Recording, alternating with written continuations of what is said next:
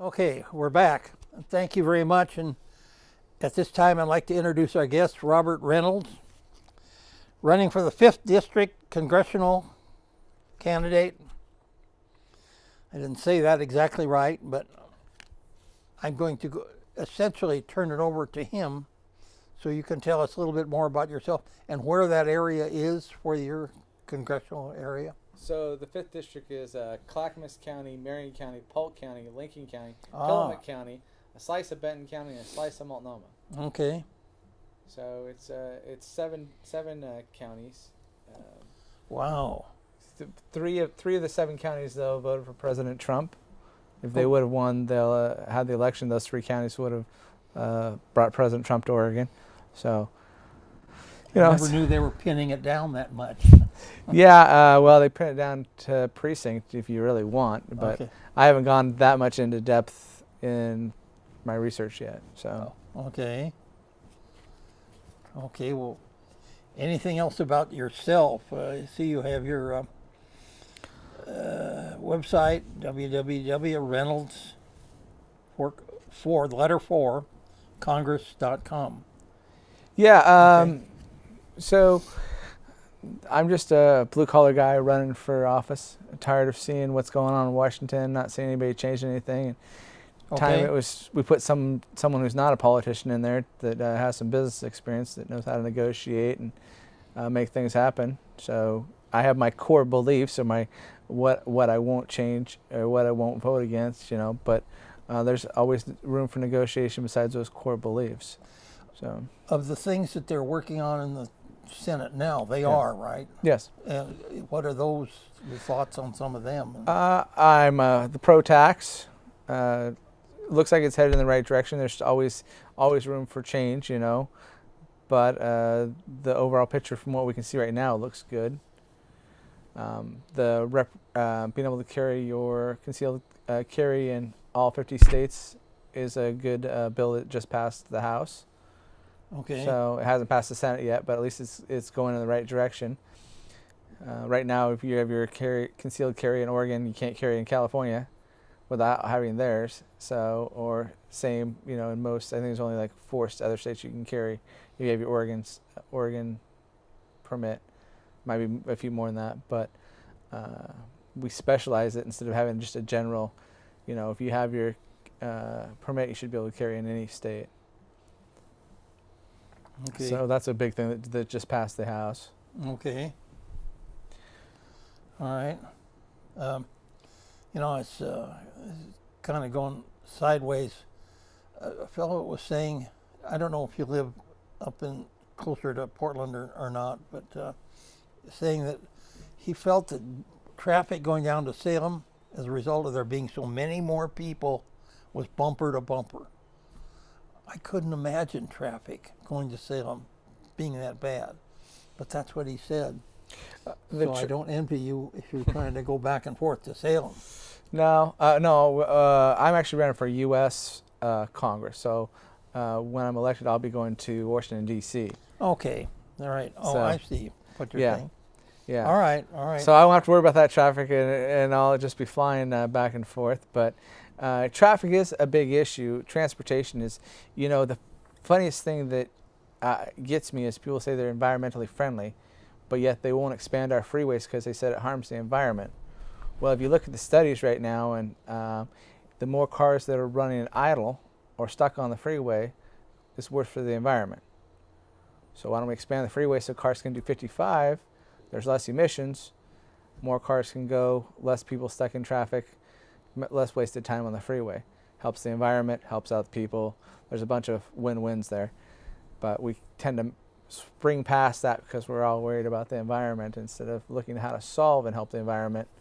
We get stuck on these issues where it's like, oh, well, the only way to solve it is to stop it. Well, no, that's not true. There are other options.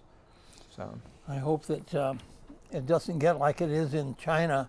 That our last person that called in has been there and seen one-way 50 lanes.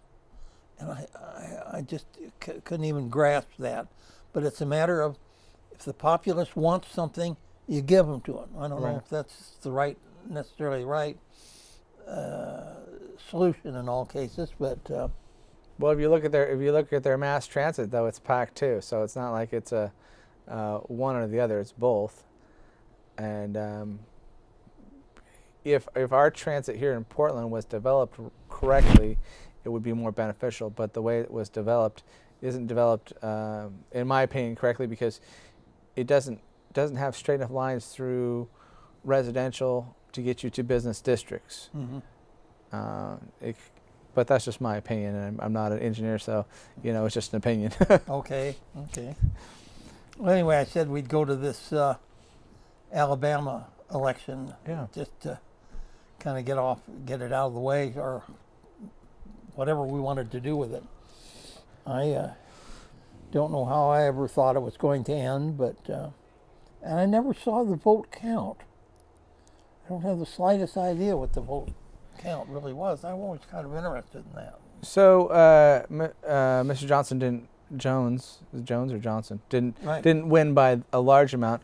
But here's the issue: whether you believe in Roy Moore's people that were saying he did something wrong or not, as a party, we need to stand together as Republicans, and you work it out. You work it out before Roy Moore gets to the primaries. You do the research to find out whether there's any issues out there. But these were all allegations. There was no proof behind them. Everything that was said about him was disproved.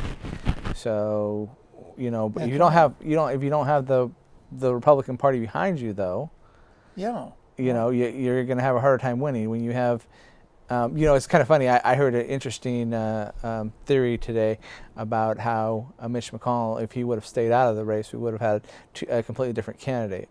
But because he got in and wanted someone that would, vote his way, was the reason this all came down this way, the way it did. And so that's the thing, is we need to keep the people in Washington back in Washington, and let the people in Oregon or whatever state you're in handle who runs. And that's the reason I'm running, is because right now our current congressman for the 5th district is hardly ever in Oregon. The things he voted for, the Affordable Care Act, right now I have a $6,000 deductible, so I can't afford to use my insurance. A lady you would have to pay out $6,000. the first $6,000. Yeah. For almost anything that happened to you? Well, no, I need knee surgery done because I have a bad knee. Okay. Oh, okay. So, but I can't afford to get the surgery done because it's $6,000. I don't have $6,000 to pay, to get it done. Right. Most people don't. Right. So, and I was talking to a lady last week at a meeting, and her deductible is $14,000, and she's paying over $600 a month for her insurance. This is for Obamacare? It's an Affordable Care Act insurance. So, what do we do about that? Well, we need to figure out how to get back to, making health insurance affordable. When you get government involved, it adds an extra layer, which adds the cost. And if we look back at the health insurances, they used to be non-profit, so they weren't trying to make a profit off of what they were doing, where they are now trying to make a profit. So there's issues that we can work on to solve this. I am not a big fan of the Affordable Care Act. I would personally repeal it and start over. We'd go with a health savings account, or there's some programs like in Kansas where there's networks built up by the doctors. Okay. And they have the plans all set up, and it's only $100 a month for your normal care. So you still have to have insurance for, like, if you have a heart attack or something like that, or cancer, but for your everyday care or monthly care, your physicals, your coughs, your broken arms, it's all covered for $100. So there's plans out there that can work, but the government's not looking at those. Okay. And that's what needs to change, is we need to take a wider look at what's going on and run from there. Okay. Right. I'm trying to think of the deductible. Just sounds overwhelming that you're talking about. What good is a plan where most of it is so expensive? I wonder. I don't know. Even like my with my $6,000 deductible, doctor's office visits are $45. Oh, okay. Which is I guess it's okay, but I remember the day when the doctor's office visit copay was $10 or $5. I remember paying $7. That took care of everything. Yeah. The examination, that was all I paid. Of course, Right. it's so long ago. It's so long ago.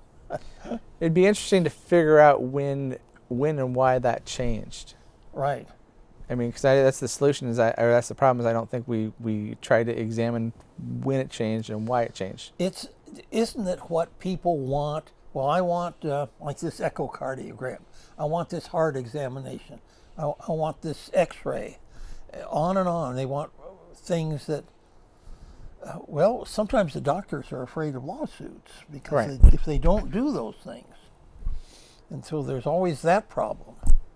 Well, and that's where you'd have an extra fee or whatever. Right. And that makes sense. But, $600 a month for your health insurance, and then you still have your copay, and then you still have your deductible. I mean, there has to be a better solution. So. Okay, like in this knee thing, if you're 65 or something like that, you're on Medicare. Medicaid, yeah. Does that make a difference? Yeah, because part of it would be covered by Medicare, but then you still have to have your secondary insurance to cover the additional cost because Medicare doesn't cover the whole cost. Okay, all right. So it's a matter of getting into that later on. Right. I still got a few years before I get there, so I'm not rushing that one in at all. Okay. So, but yeah. All right. Well, I don't know. And what does it say in your counties, something that you might be concerned with? Are you involved with this, would you be involved with this money that, timber money?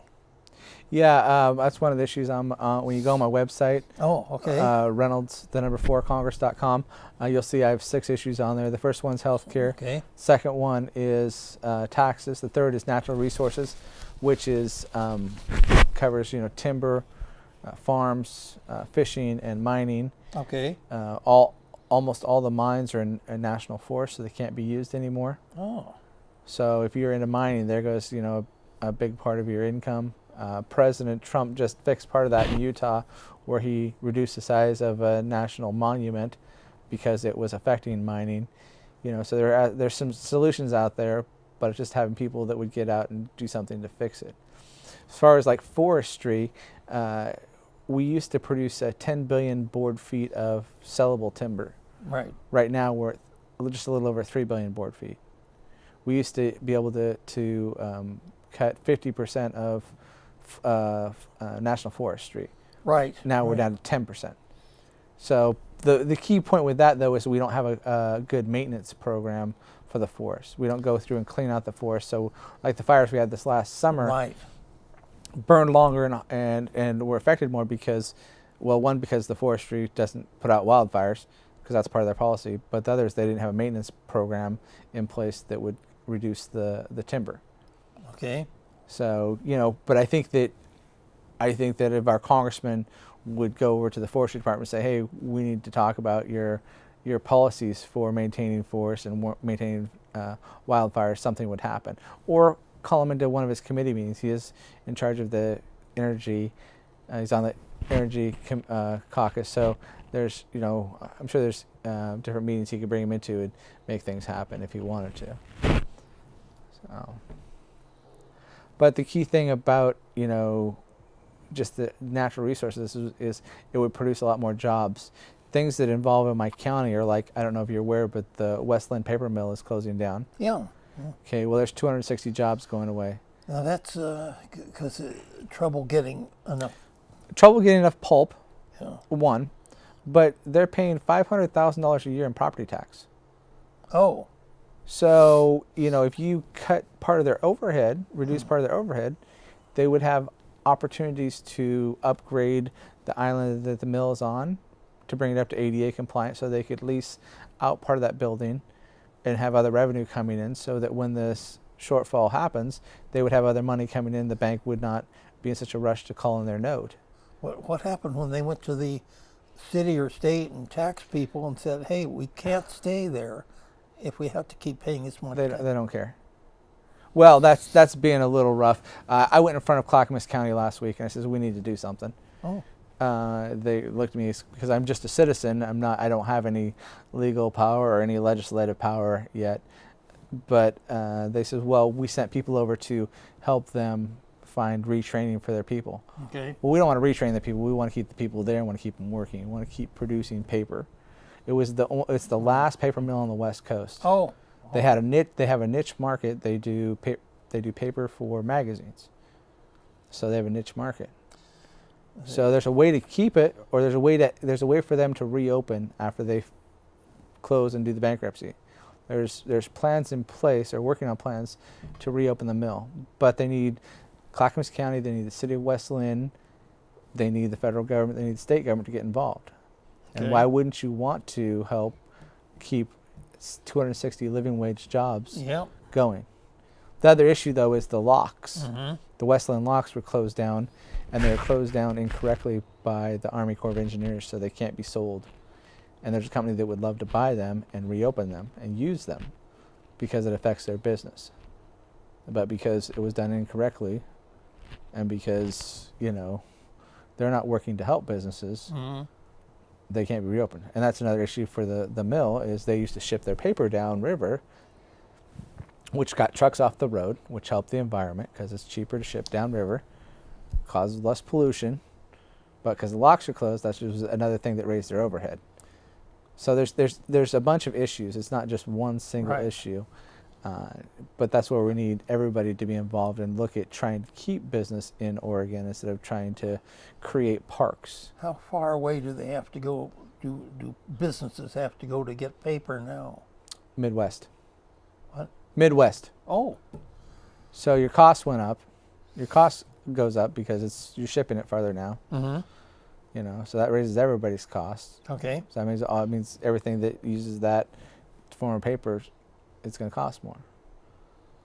Okay. Besides losing the 260 jobs. That's right. I know that's important. Oh, yeah. Well, and I don't know if people know, but the mill is on a little island out there. Oh, yeah. No, I've been there. So at the south end of the island, there are 3 buildings that they could lease out if they could bring them up to the ADA compliancy. But that would mean city of West Lynn would need to reduce their permit fees or do something to help them out. Mm-hmm.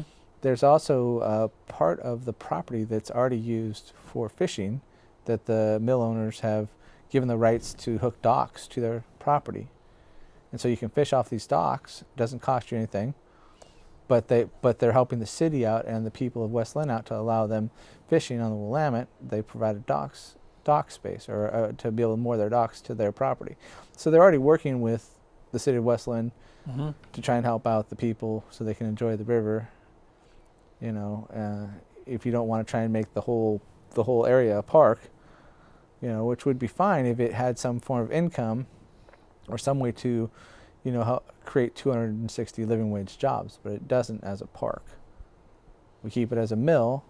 There's thousands of things we could do to make it more successful. Yeah. No.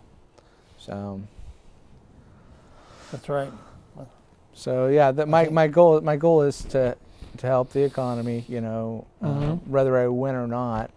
Okay. I want to see if there's any way to help these 260 jobs stay in West Lynn. That's right. Well, because we need production in America. And you can tell the paper, yeah, hey, here's this, and they'll probably listen to you before they listen to just plain person. Right. Well, but that's my goal is we need production. We need to be making something here in America again, instead of ship all our jobs overseas. Mm-hmm. That's right. I mean, this was the oldest mill in Oregon, over 100 years old. That's right. Had different owners, but still, there are so many things that are there that could benefit West Lynn and the whole state if we can figure out how to help them reopen next year. So that's on my list of many things to do. So. Right. It sounds like something waiting to be taken care of. Have something happen. Well, we're doing what I can. I mean, it just as a citizen to get out and talk to everybody I can and trying to make something happen. The other thing that needs to change, though, is that the federal government is we already talked about the forestry, but the federal government is reaching too much into our state. The navigable waterways are ran by NOAA. Okay. Why is a federal agency running our waterways? So the Willamette River can't be dredged because NOAA won't allow the permits for people to dredge the Willamette River. Oh, So, is there a reason? Sometimes that's something I just don't know about. well, my understanding is there's not a reason, but I'm sure there's something in the background that I haven't found yet. Mm-hmm. But, without the rivers being navigable from Westland to Salem, if we have another flood like the flood of '96, Salem and Kaiser are going to get hit worse. Okay. Because the water's not going to have it's not going to be able to flow like it needs to be. Okay. So there's the solution is to get NOAA out of the picture. Well, because I spent plenty of time trying to find someone I could call and talk to just to find out more information. Calling back east because on their website for Oregon it has all these numbers for back east. It took me over an hour to get someone to tell me who to talk to here in Oregon with a 503 number, but they still haven't called me back. So why do we have a federal agency handling something that could be handled here in Oregon? That's what we have our agencies here in Oregon for, is to take care of our state. So I know that they'll push the idea that our current congressman brought NOAA down from Washington down to Newport, and it's nice to have the ships in Newport, to bring that business there. But just because they're there doesn't mean they need to control all of our navigable waterways. There's things we need to do to take care of the ocean and the environment, but let's look at how it's affecting business too. There has to be a balance. It's not just one or the other. It's not black or white. It's it's gray. It's about taking care of everything. Mm-hmm. And I think that's the problem, is sometimes we get into this scene where, or this mindset that we have to be one way or the other. We're pro-environment or pro-business, but we can be both. And that's my point, is I'm both. I'm pro-business and pro-environment. I want clean. I want clean water. I want clean drinking water. I want clean air. Mm-hmm. I don't want my skies to be like LA, but right. And I'll do what I can to make that happen. So, but let's make sure we're doing this. What we're doing helps businesses do it, not put businesses out of business to fix it. We have to keep people employed. Otherwise, what's happening? The other thing is, if we're trying to create these jobs and they're minimum wage jobs, how does that help us? We need to create living wage jobs, like mill jobs. That would be electricians, millwrights, plumbers, painters, machine operators. Okay. Their starting wage job was $21 an hour. That's not a bad starting wage job. So it's a tight labor market. Yeah. This is. I always worry when it gets tight labor market. I think that means all these job prices are going to go up, and then they're going to come crashing down. Right. Well, the dilemma is we haven't taught our youth to work. We haven't allowed them to work. Unless you have parents that make their kids go out and mow the lawn and work in the yard and do work for other people. There's a lot of kids that are just sitting at home watching TV or playing video games that don't know how to work. Because if you talk to most businesses when they have openings, the people either don't drive, don't know how to show up on time, don't know how to dress, mm-hmm. or have can't pass a drug test.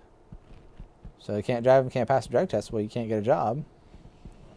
Even though marijuana is legal in Oregon, it's still a lot of jobs don't allow you to have that in your system. So what do? That's where we need to figure out a solution for that, just to help out. Because there's a lot of people that are unemployed. Drug test years ago, never heard of such a thing. Right. Never heard of such a thing. Well, if it, but that goes back to, people getting injured on the job, and, uh, there has to be a solution, and Okay. that's the point. It's figuring out what the solution is instead of just going, oh well, we'll deal with it later. We'll kick the can down the road, but that doesn't help us out. We got to stop kicking the can down the road for these issues, and then actually start dealing with stuff, fixing problems. So, yeah, that's part of my campaign. Okay. Okay. No, You're taking care of the economy.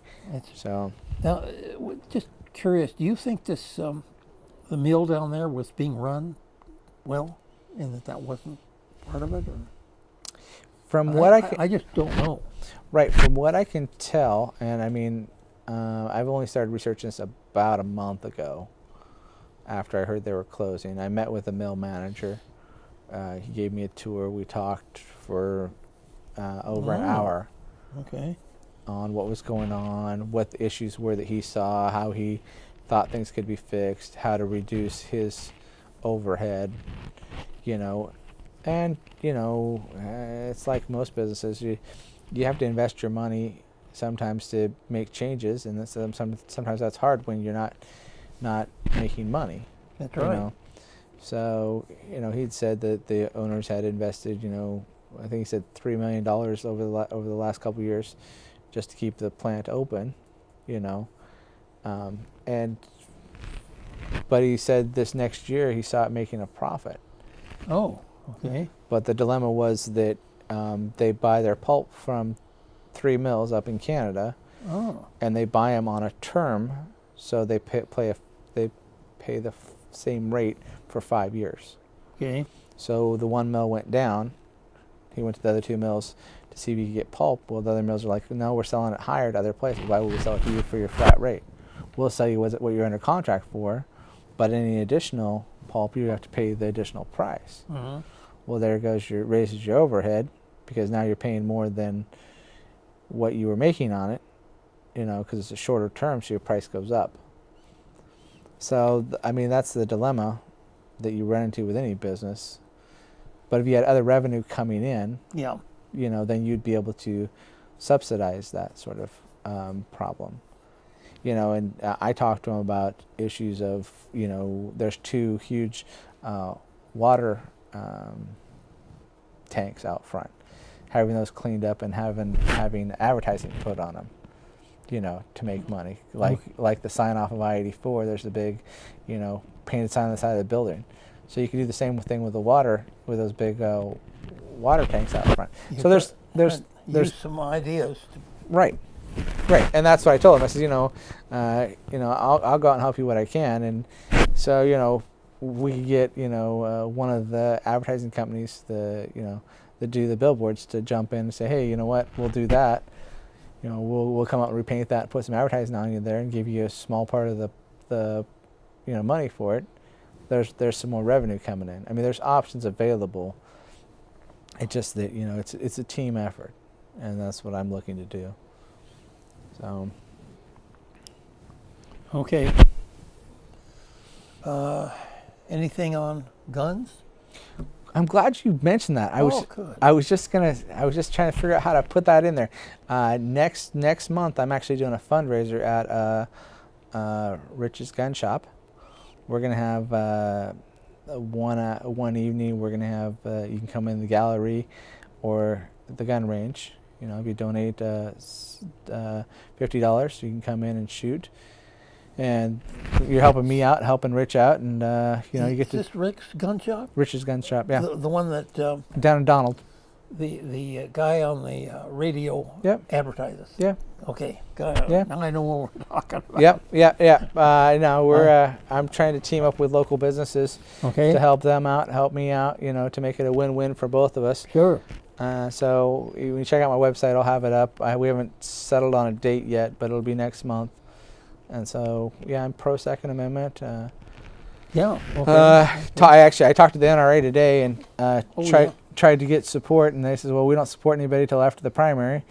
And so, really? Oh, yeah. Okay. Yeah, they won't support anybody till after the primary, and then they'll only support someone they think that's going to win. So That's where I need everybody's support to in the primary to help me win big, so they know they want to support me.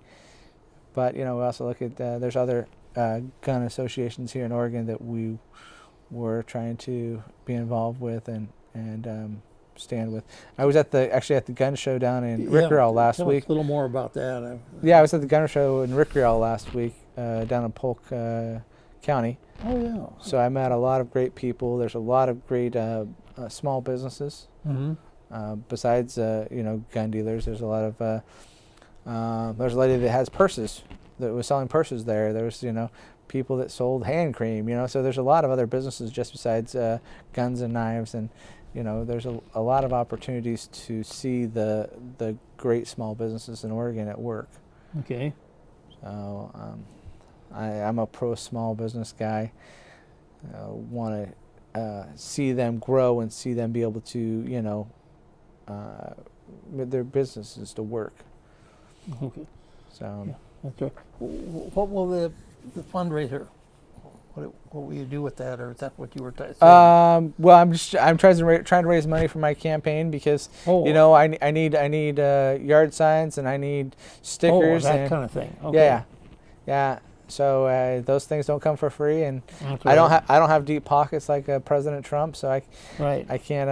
I'm not starting with a big chunk of money in the bank, and Congressman Schrader has $1.4 million in the bank right now. Your opponent. Yeah. Okay. So Democrat. yeah. Okay. So I got to start from the bottom and work my way up, and that's what I'm working on. Okay. So, it's only 80,000 people donating $50 towards my campaign, which is what you have for an Oregon tax credit is $50 per person. So if you just take the advantage of your tax credit and donate to my campaign, then we'll be able to put up a good fight against Congressman Schrader. Or 760 businesses donated the $2,700 total. Oh, yeah. Sure the math would bear that out, right? Yeah.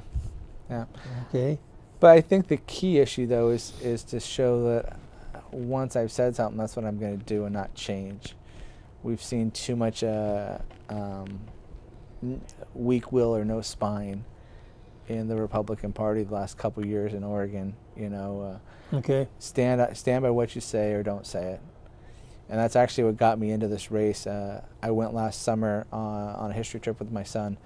Our last stop was Washington, D.C. We were sitting in the Congress in the gallery watching the congressman talk. Okay. Congressman Wyden gets up and announces a bill. It's a funding bill. Nothing really important. Points over to Congressman Schrader and goes, "Congressman Schrader, can you talk on this?" Congressman Schrader talked for 2 minutes, said, "I implore you, no matter what you do, vote for this bill. I want you to really take seriously thought in this and vote for this bill." He disappears off the floor. He's gone. Their votes are happening. It's going to pass, right? You should read. You would want to read it, wouldn't you? Well, you would, but it's going to happen. It's going to pass, Okay. right? So, yay for Congressman Walden. Republican thing. It's good. Congressman Schrader comes in and votes against it after he told everybody to vote for it. So here I'm with 18 high school kids, and I go, okay, well, hopefully you weren't paying attention because, here this congressman gets up and tells us we need to vote for something, then he votes against it. Okay. And you can check his vote. July 13th, he voted no on the bill. But you wouldn't know that he said to vote for it unless you were there. Unless you were watching C-SPAN, right, or you were there in the Congress, you wouldn't know that he told everybody to vote for it. You would think he voted against it and did a party line vote. Okay. So, there's something that happened when he left, or it was a setup between him and Congressman Walden before to make it look like a bipartisan bill. I don't know. But the key thing is, I think people are looking for someone who's going to be honest, who's going to tell you what they think and stand by it. Anytime. The funny part of the story is I was telling my aunt about this, and she's hysterical. She's no nonsense. She's straight to the point. She's old school, raised on a farm and everything, but she's really liberal. Okay. But it's funny. We get along. We have our debates. I was telling her the story, and she looks at me and she goes, "Rob, shut up and run, and I'll support you. Otherwise, quit whining." Oh, okay. You know, and Okay. so it's like if you have a complaint, get involved and do something to change it. Don't Okay. just complain about it. So that was one of the key things that helped me decide to run for this position. And I'm the youngest of 7 kids, so I know how to fight for what I want. Okay. I know how to negotiate for what I want. Okay. So I think that this is a key opportunity for a change for the 5th district. On the guns thing. Yeah. Is that, I mean, it gets down to what everybody wants to stop everybody from buying them, so that only the criminals will have guns. Isn't that? Well, that's the It's a simplistic way of. simplistic. I know that I've talked to people. I talked to one lady who was like, "Well, I don't want automatic weapons. I don't want people to have automatic." Okay. Well, they're illegal right now. Well, we don't. Most If most no people, one ever had any of them, that would be one thing. right? But I mean, there are some people that have them, but you have to have special licenses to have them. Mm-hmm. But that's not the issue. The issue is people that shouldn't have guns that do. That's where we need to start. That's right. If you can legally have it, then why am I taking it away from you? I think mental issues are also Right. Well, and that was the issue with the shooting in Texas. That the Air Force, I'd kicked this guy out of the military, kicked him out of the Air Force because of mental issues, and they forgot to report it to the FBI so that he couldn't buy weapons anywhere else. So there's a fall in the process. I mean, there's already a process to fix it, but if it's not used, then there's you need to go back and fix that. But yeah, I don't think. I mean, if you look at the NRA member that stopped the shooting in Texas. Oh, okay. Yeah, there was a guy barefoot came out with his gun, and shot the guy that started killing the people. Cool.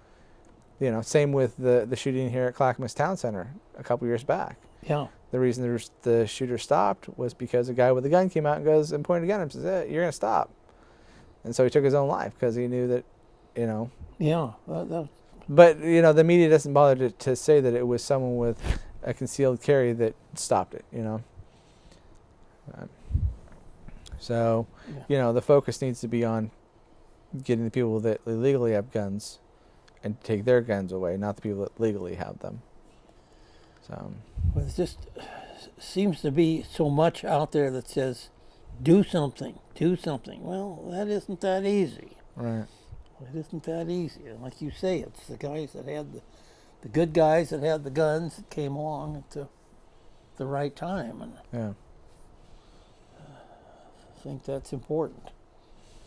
Well, and if you're worried about something, I mean, and the problem is people don't research it out. I mean, because I had someone tell me yesterday, I was talking about this, gun issues with somebody, and they go, "Well, all the people that have shot people are ex-military and stuff like that." We have one case of ex-military that I'm aware of, the guy in Texas, but he shouldn't be able to get a gun anyway.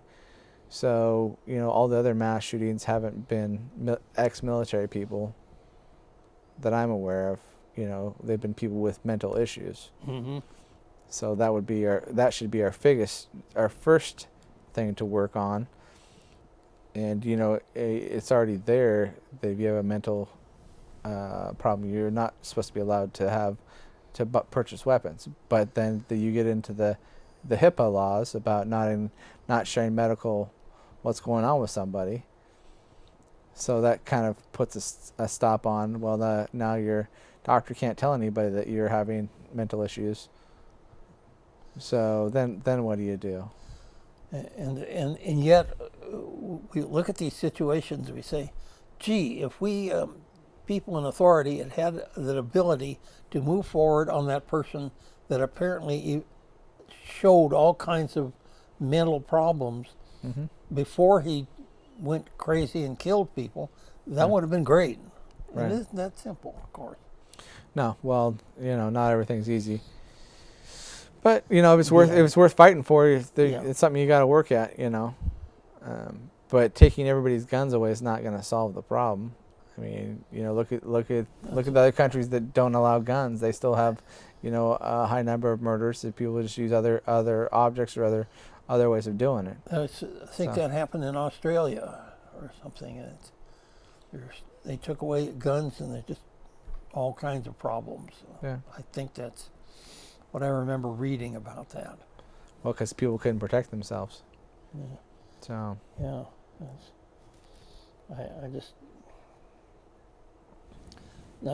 don't care that much if I have a gun at all. I just no real interest.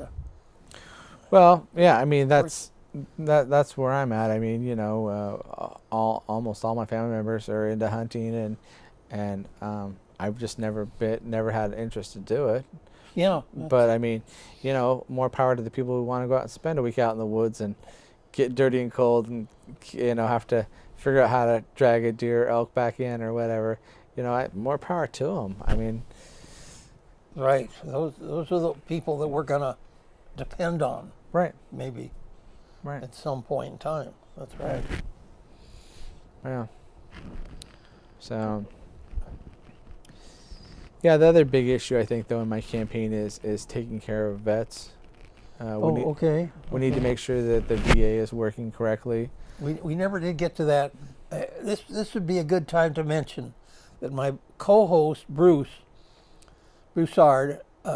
who's trying to decide what to run for, Right. Is not here because he went out to the airport to pick up a veteran and take him up to the Veterans Hospital. And I know that it takes a while up there, and so I don't expect him back. He talked about being back about now, but I don't think that's going to happen. So I'm glad he was able to do that. Right. I was glad he was able to go do that. Right. Now, I brought him up for a reason. What was that?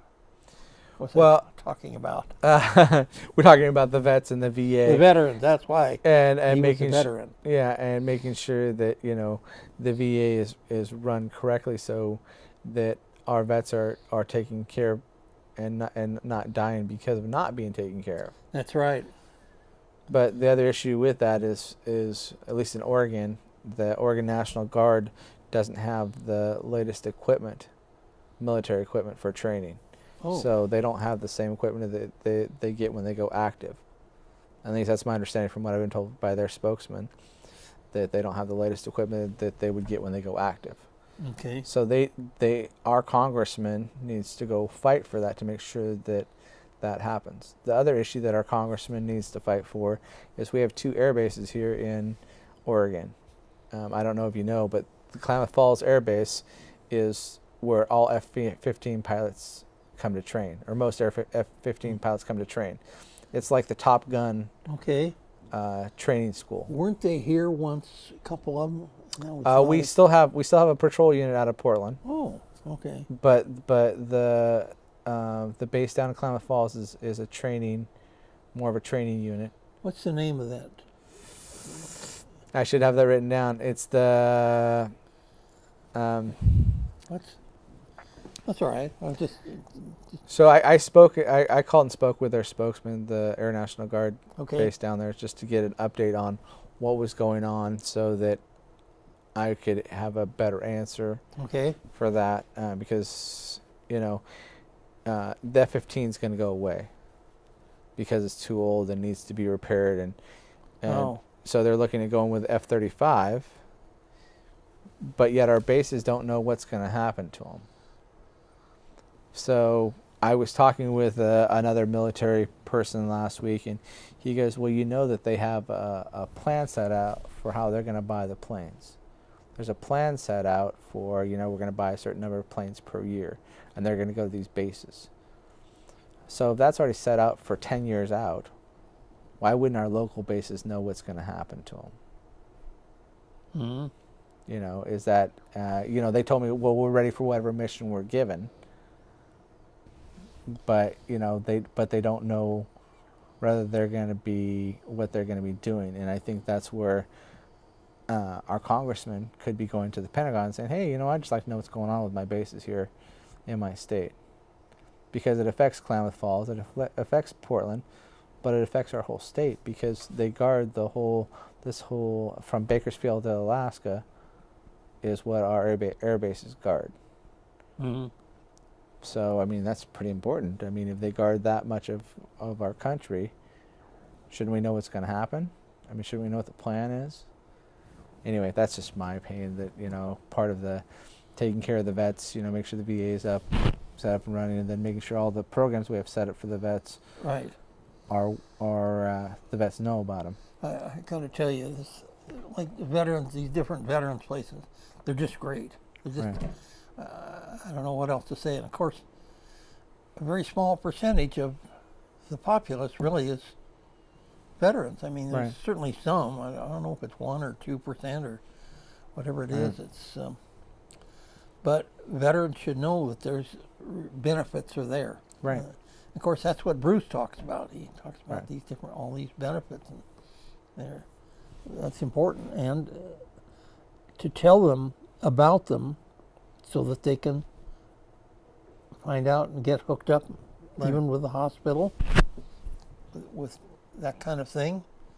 The more when they get hooked up, then at least they're in the system. That's Right. the word. Right. Yeah.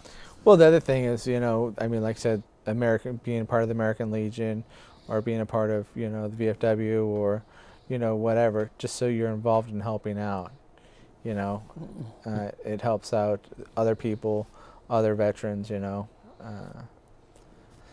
And that's, you know, the problem we see is that, you know, people get in their own corner, you know, because of whatever they're dealing with, and you need to have people to work with and people to help you out, and there's programs available. Yeah. So it's just let the vets know, and then, you know, having them let them know that we love them, and we want to take care of them, and we appreciate, you know, their sacrifice, you know. Yeah. So yeah. We had a fellow on here that is involved with the Battle Buddies. Have you ever heard of that? Huh. Training dogs, and then turning them over to a veteran that needs one. Oh. A dog that's Right. been highly trained. Right. That's I've had 2 women on here talking about suicide stuff. Yeah. There's more than one group to do with this suicide business. Right. And I think it's time to get someone else back on. Bruce has been talking about benefits lately, so we've been talking about that. Right. And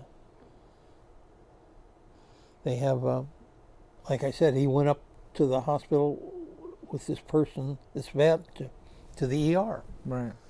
So they have an emergency room up there, and that's. As a matter of fact, I was just there. Yeah. I twisted my ankle. I Yeah. had to go to that emergency room. So that was very helpful to have that. Yeah. So, right. And I know that Trump was pushing for more help, but I think he probably was asking for too much. You're talking about $58 billion. I know that he got a new director for the VA, and we'll see how he ends up doing. Okay. I don't know that he's been in his office long enough to really make the changes needed to be made. I know that they had some regulations that have been changed where you couldn't fire people for cause. So that's been changed. So that's a benefit. Oh, okay. So there's just some small things that kept people in their jobs no matter what they did, which is wrong. You know, if you can't do your job, you need to be replaced, you know. And that's that goes for any job, you know. Okay. But Oh, that's right. Now, veterans have the burial benefits, yeah. all that kind of thing. It's Yeah. just things that people probably don't think that much about. Yeah. That's there too. And, mostly, I think, health benefits. I think there's ones for getting homes.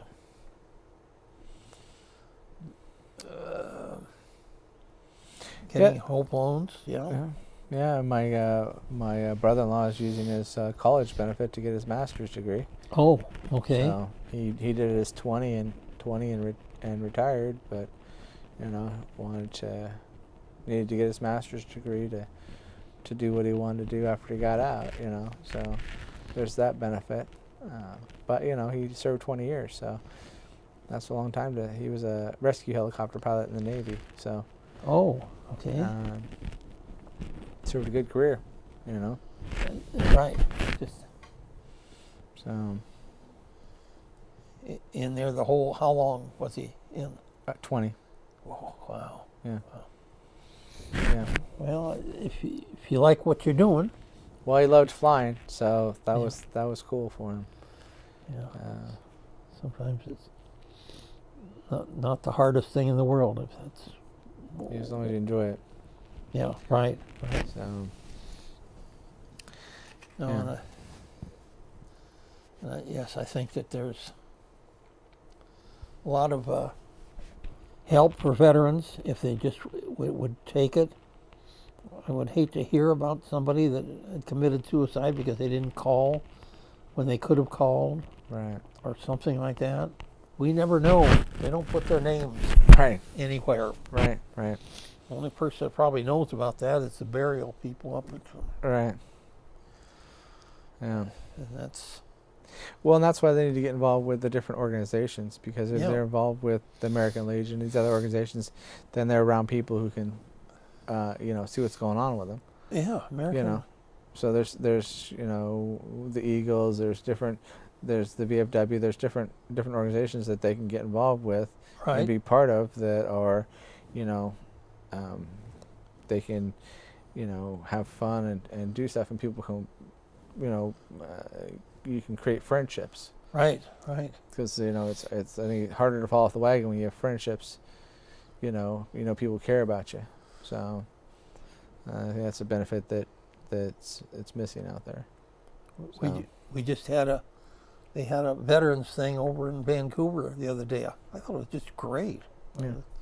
I really enjoyed going over there and had a good time and all that. Seeing they even had old-time Army ambulances. Oh, wow. That isn't what you call them. I don't think it's ambulance. And a lady dressed like a World War I nurse. That's cool. Yeah. Very cool. It was something that was fun. I'll go next year. Yeah. Yeah. It's good to hear about that. Anyway. So the other issue that's on my website is immigration. Oh yeah. People ask me what's my stance on DACA or the Dreamer Act, and for a while I didn't have an answer. Because I'm a caring person. I don't want to throw people out of the country. Right. But if we followed our laws and enforced our laws, there wouldn't be any issues. So it's about enforcing the laws we have, and then we can figure out the solutions for the other issues that are out there. Okay. So. I think we're there. Again, my guest, Robert Reynolds, running 5th District congressional candidate. You go to him at www.reynolds, and then the letter 4, congress.com. Find out more about it.